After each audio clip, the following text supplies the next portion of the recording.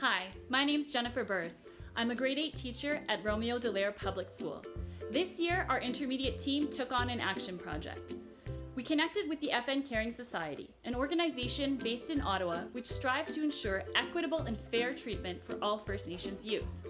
Then, we tasked our student with ideating on how they could affect real-world change. Ideas range from video games to art displays, dances to collaborative games. We are so excited to see how their creativity led to impact. Let's take a look at their explorations.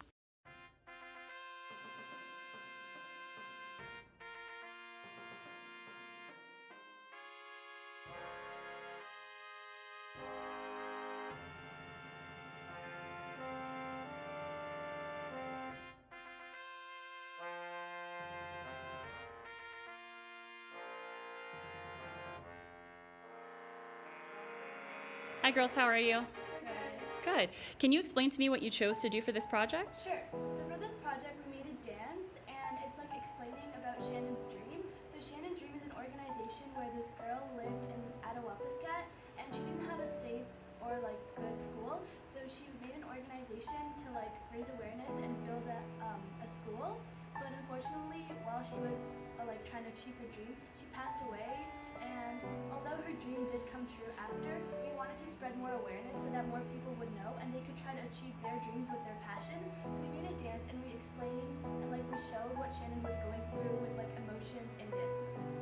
And why do you think dance was a good format to choose? Well, my passion is dance, and so is hers actually, and we thought it was a great idea to use our passion to show that we can overcome any fears or problems that we have in life with our passion, and we thought we should share that with our friends and family and whoever else wants to use that as an idea to use their passion to help overcome any problems they have. Thank you.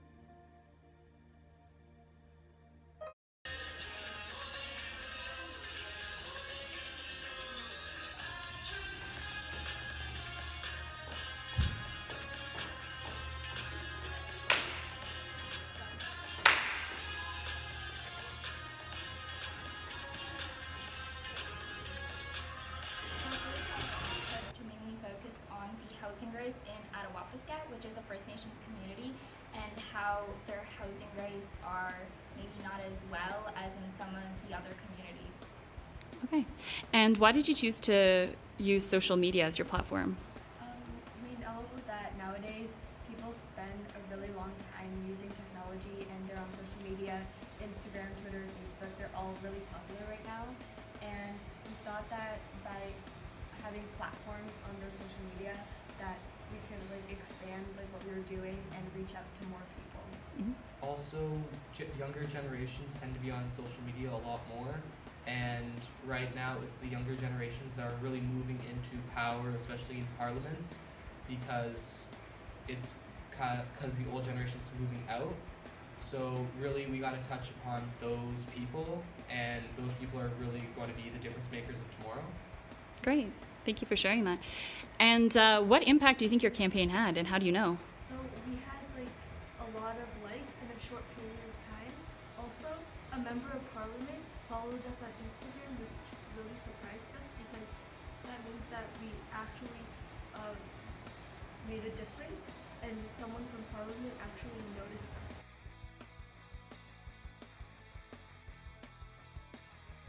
What's one thing you learned? One of the things that I learned during this project is that there's a lot of discrimination going on in Canada up to this day. It's not just in the past, but continues to be right now, and that we're really lucky to live the life that we're living right now because we have so many things that other people in Canada don't. And why did you use social media? We use social media because it's a platform that's very easy to communicate on, and so many people around the world use it, and anyone over the age of 13 can make a change through the click of a button. And do you think you had an impact in spreading awareness? Yeah, our Instagram account gained 60 followers, and our followers learned the way of life of these First Nations living in Ottawa-based.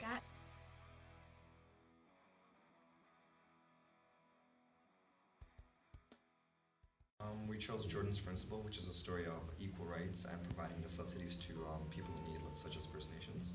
We wanted to choose Jordan's story because it had a very important meaning behind it, and we knew that this message really had to come across to our school and wider DSP. Also, we knew that First Nations weren't treated equally, so we wanted to create an impact in our world. Great. And how did you take action? So we had a presentation in the gym, kind of like an assembly, for the grade 6s and 7s with a slam poem, a skit, and activities to kind of entertain kids while giving them information about Jordan's Principle.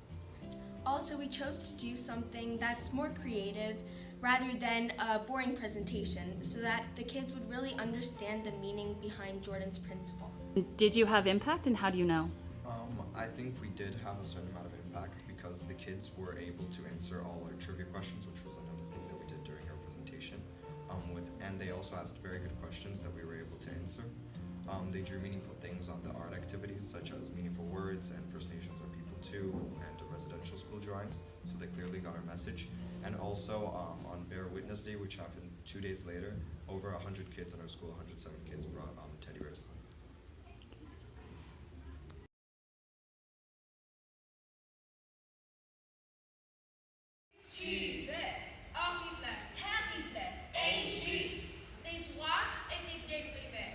Incurable medical condition, incurable hopelessness, incurable misery, but soon it was gone. He was gone. Today we stand tall to prevent the tumble of events, the downfall of human rights, the mislead to the mishap affecting all of humanity, no matter the cost, no matter who they are. Hi, Jonah. How are you? Good, how are you? Good, thanks.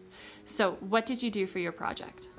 So I made a video game, and in the video game you act as the head of a fictional country's government where you have to handle two people groups who are divided, one who lives together all in big cities, who are the majority, and then a minority who lives kind of segregated in different communities, and you have to try and manage them fairly and balance all their needs while keeping most of the people happy.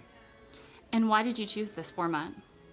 I think we chose this format because video games are very popular among young people, and when you inspire young people to do change in the world, it can be, it's really the future. And can you tell us a little bit about the soundtrack you created?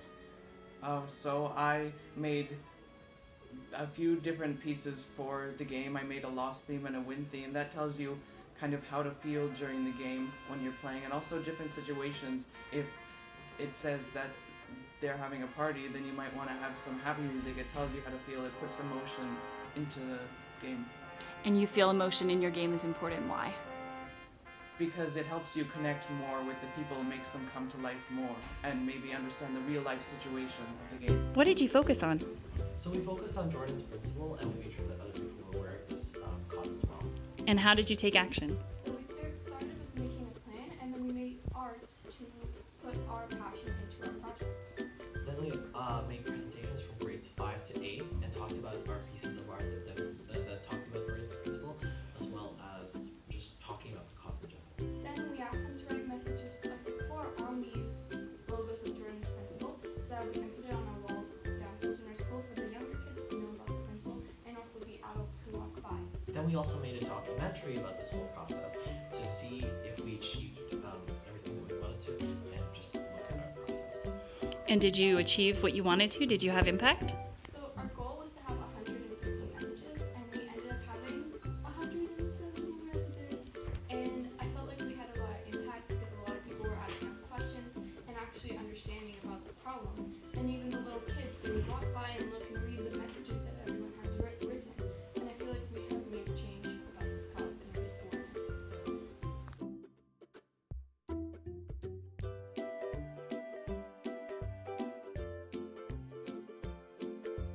Tous ces messages sont pour que tous les enfants et tous les adultes qui passent ici soient inspirés et soient conscients de Jordan's principle.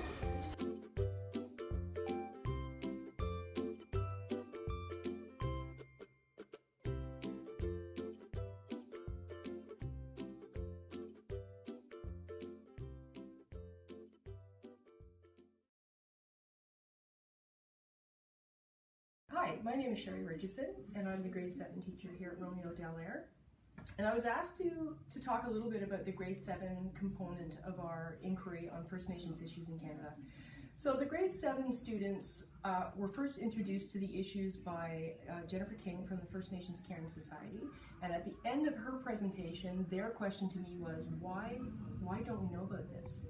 And that became the overarching question for the grade 7s. Why don't people know? And so they took it on themselves to make people more aware of issues, most specifically Shannon's dream, because they were really affected by the fact that she did so much to raise awareness and then died tragically in a car accident. So they really felt that they should pick up her mantle and continue her work. So most of our presentations revolved around that. The second part was to look at how do you engage people, and we tried to speak to students' strengths. So our dancers did some dancing, our singers wrote music, our musicians played the trombone and the piano. We had people do spoken word poetry, video presentations. We had a group of girls that designed their own t-shirts and not. So at the end of the whole project, we had this sort of multimodal presentation so that it was almost impossible for students not to be engaged by at least one of the presentations. And the success criteria was simply, have you raised awareness about the issues? And they were overwhelmingly successful.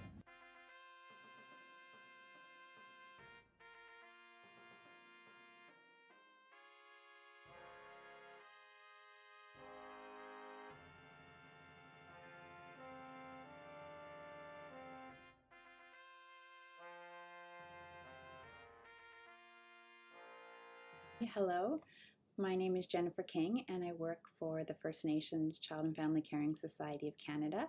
I'm Anishinaabe and my family comes from the Wasauksing First Nation here in Ontario. I'm making this video today to thank you, the young people of Romeo Dallaire Public School, for your amazing social justice projects in support of equity for First Nations kids.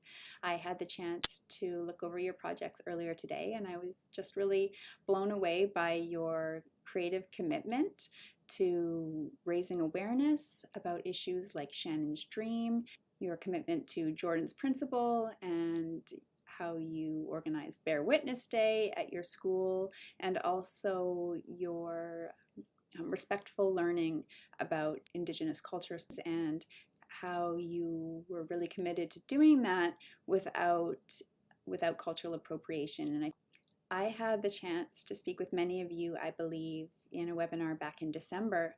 And when I was invited to speak with you, I was really excited for a few reasons. First of all, I and everyone here at the Caring Society really believe that young people are not just the leaders of tomorrow, but the leaders of today. You know, the United Nations Declaration on the Rights of the Child talks about how young people have the right to give their opinion and to have a say in matters that affect them. And certainly the treatment of First Nations kids, the treatment of First Nations families and communities is something that affects us all. We have a saying here at the Caring Society, you know, to go along with that, we have a saying that reconciliation is all of us. And young people like yourselves really are leaders in the reconciliation movement. All kids deserve a fair chance to grow up safely at home, get a good education, be healthy, and feel proud of who they are. And so I want to thank you for your learning and for your social justice actions in support of First Nations kids. Miigwech, and congratulations to you all for your excellent work.